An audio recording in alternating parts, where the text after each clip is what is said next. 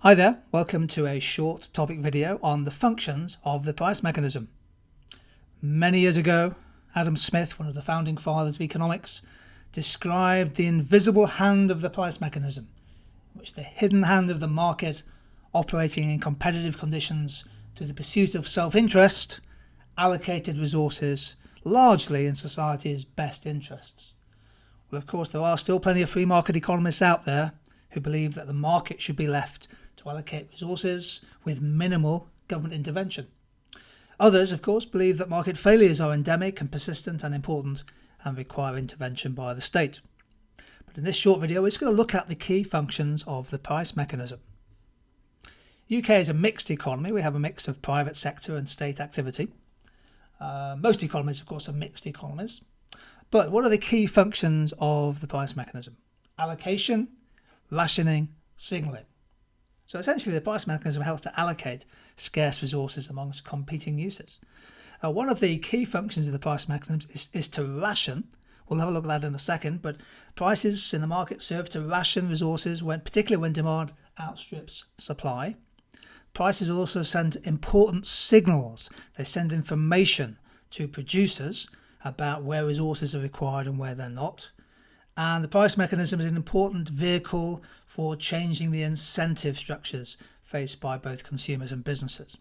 So let's look at two of these in a little bit more detail.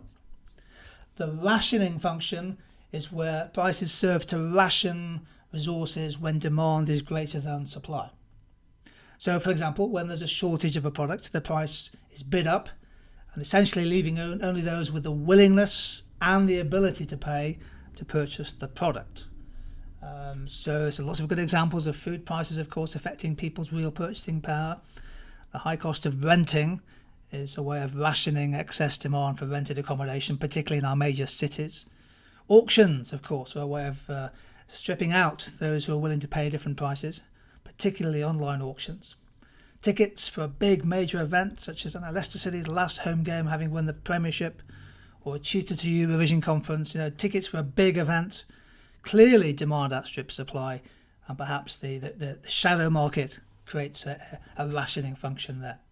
In our diagram, I'm showing here an inward shift of the supply curve that forces the price up, and of course that rations demand because there are some people who don't have the effective demand to be able to purchase the product.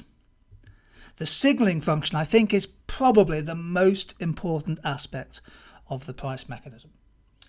So what does it mean? Well, prices perform a signalling function. So prices adjust to demonstrate where resources are required, and they rise and fall to reflect scarcity and surpluses. So, for example, when prices are rising, maybe that's because of high demand from consumers. That's a signal to suppliers perhaps to expand production to meet demand.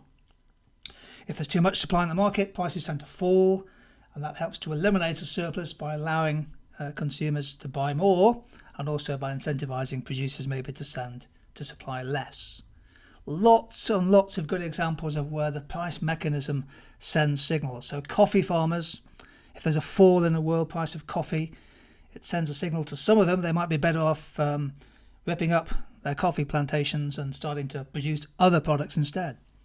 The fall in the price of oil in the last 12 months or so has caused some significant signalling effects in the market for both shale oil and gas in the United States and Canada and elsewhere, but also the profit motive in the renewable energy industry. Share prices, of course, send important signals about current and future profitability. Interest rates on loans send a signal to potential borrowers as well. So the price mechanism is largely built on the idea of the signalling function. It's really important. Here's a good example of prices in action. This is an index of footwear products in the UK, so things like sandals and shoes and trainers, etc.